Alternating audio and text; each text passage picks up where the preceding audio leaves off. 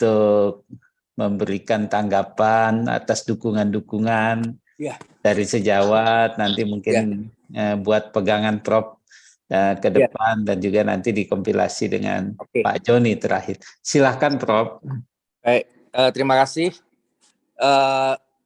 Saya juga akan sampaikan satu sudut pandang baru ya terkait persoalan yang ditimpakan kepada saya. Ya, tadi pagi kebetulan ada kesempatan untuk bicara di channel YouTube-nya Bang Heru Subono Arif. Nanti kita bisa dengar itu juga semuanya. Sudah, Prof. Ya, jadi sudut pandang barunya begini. Banyak narasi termasuk dari Kementerian Kesehatan dan Rumah Sakit Karyadi sendiri menarasikan bahwa saya ini diberhentikan saya ini kan toh sekedar hanya dokter mitra di situ. Jadi pemahaman terhadap pengertian dokter mitra saya jelaskan. Kalau saya seorang dokter karena punya 3 SIP sesuai undang-undang bisa praktek di tempat lain, ya di luar tempat pekerjaan utama saya bisa praktek di rumah sakit swasta dan istilahnya karena saya bukan full timer di situ itu adalah dokter mitra.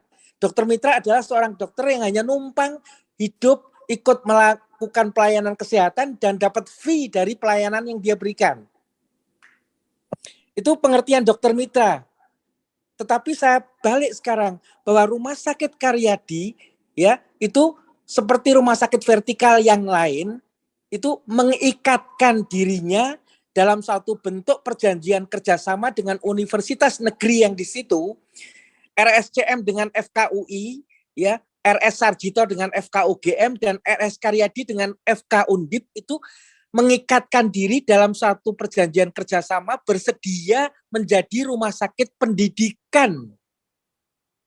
Ya, bahkan rumah sakit pendidikan utama bagi fakultas kedokteran yang ada di situ. Artinya bahwa di Rumah Sakit Karyadi ini berlangsung suatu proses pendidikan profesi. Pertama untuk para dokter. Jadi para dokter itu tidak bisa lulus jadi dokter kalau sekolahnya itu hanya sarjana kedokteran. Dia harus 2 tahun mengikuti pendidikan profesi di rumah sakit pendidikan. Yaitu di Rumah Sakit Karyadi. Terus juga untuk pendidikan dokter spesialis. Di mana 75% sampai 80% materinya adalah pendidikan profesi di situ. Jadi ilmunya tidak bisa diajarkan di ruang-ruang kelas. Ilmu ini harus dipelajari dalam bentuk magang bersama atau mengikuti semua yang dilakukan oleh dokter spesialis yang ada di situ. Jadi kehadiran saya di Rumah Sakit Karyadi saya protes itu, saya bukan sebagai sekedar dokter mitra. Karena rumah sakit ini rumah sakit pendidikan, saya memberikan ilmu saya harus transformasi ilmu ini kepada para calon dokter dan para calon-calon dokter spesialis yang ada di Rumah Sakit Karyadi. Dan itu yang terjadi. Jadi kalau dihitung pengabdian saya mulai 95 sampai sekarang yang hampir 30 tahun, itu setidaknya ada 1.500 dokter di seluruh Indonesia saat ini yang pernah mendapatkan sentuhan keilmuan dari saya. Kalau dokter spesialisnya, dokter spesialis bedah sekitar 500-an, lebih dari 500, dokter spesialis saraf juga lebih dari 500. Itu yang dilakukan oleh seorang dokter yang kebetulan saya statusnya adalah ASN di Undip, otomatis saya di Rumah Sakit Karyadi punya tanggung jawab melakukan transfer ilmu ini. Jadi bukan sekedar numpang untuk hidup. Kalau untuk numpang hidup, cari uang, itu rumah sakit swasta akan memberikan saya imbalan finansial yang lebih besar. Tapi bukan itu. Artinya bahwa dengan menghilangkan kehadiran saya di Rumah Sakit Karyadi, yang dirugikan adalah proses pendidikan. Tadi sudah disinggung oleh Bu Adriati dan sebagainya, pasien. Betul, pasien dirugikan sekali dan pasien sudah teriak sekarang ini. Kalau dilihat di itu WA, di Twitter, di Instagram, itu sudah ada teriakan-teriakan pasien. Tapi lebih dari itu, proses pendidikan kepada calon dokter dan calon dokter spesialis ini yang mengalami kerugian besar. Dan itu seharusnya yang sakit hati terhadap ini adalah suatu tindakan merendahkan.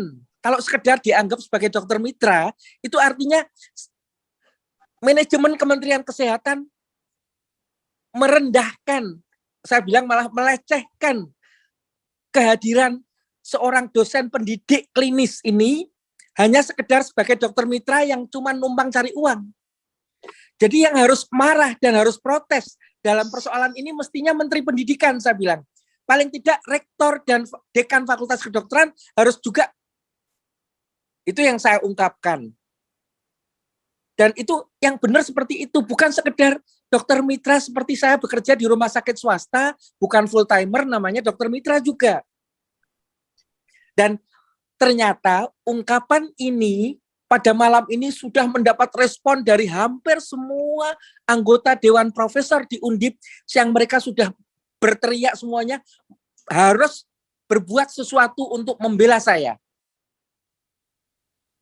Dari ungkapan yang saya sampaikan itu, penjelasan itu, jadi nggak bisa. Kalau saya sekedar dianggap sebagai dokter mitra yang kebetulan ya sekedar gitu loh, dokter mitra. Dokter yang numpang hidup cari penghasilan dari keberadaan di rumah sakit itu, bukan. Jadi itu yang saya angkat.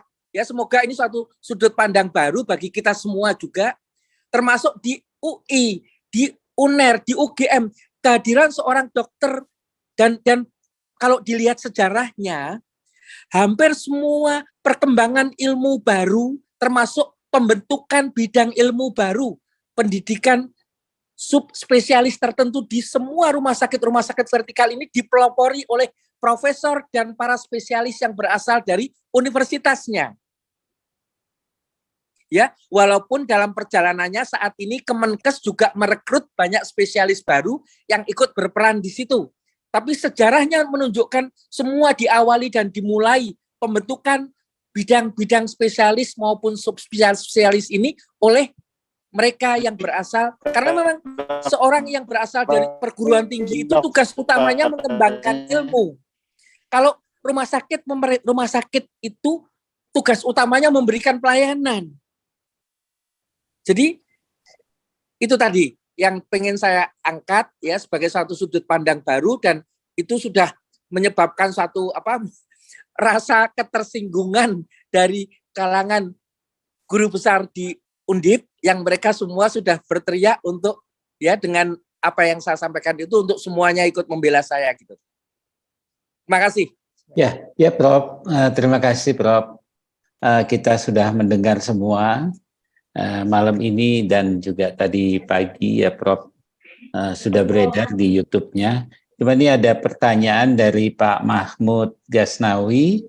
Apa reaksi FK Undip Prof? Atau Pak Mahmud mohon izin untuk menambahkan mungkin bila perlu, Pak Mahmud. Kalau suara saya kedengaran. Ya, kedengaran Pak Mahmud, silakan. Dr. Mahmud, silakan. Baik. Ya, artinya Prof ini kan seperti ditugaskan oleh Undip ya. Betul, gitu loh. Bekerja di situ. Jadi pemutusan ini bukan personal. Tidak bisa personal jadinya. Kalau personal itu harus ada karena pelanggaran. Ya. Oleh karena itu saya tunggu-tunggu itu Prof. Jadi pertanyaan saya, apa nggak ada respons dari FK atau justru universitas dalam hal ini rektor dari Undip? Itu penting sekali. Dan betul. Itu jadi selama ini respon yang ada adalah respon personal para personal teman-teman yang ada di FK dan di Undip memberikan dukungan personal. Tapi secara institusi itu belum ada. Tetapi ya dengan saya angkat persoalan pengertian antara dokter mitra dengan seorang dokter yang melakukan pendidikan, dokter pendidik klinis ini sudah menggugah orang menjadi sadar bahwa yang dilecehkan itu adalah bukan diri saya, tapi sebenarnya paling dilecehkan ya Menteri Pendidikan. Di bawah itu ya rektor, di bawahnya lagi dekan. Ya, itu. Saya rasa itu yang saya masih menunggu. Artinya 1-2 hari ini bagaimana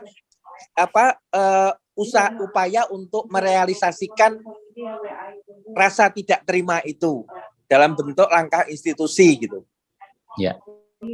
Ya. Ada lagi Pak Mahmud?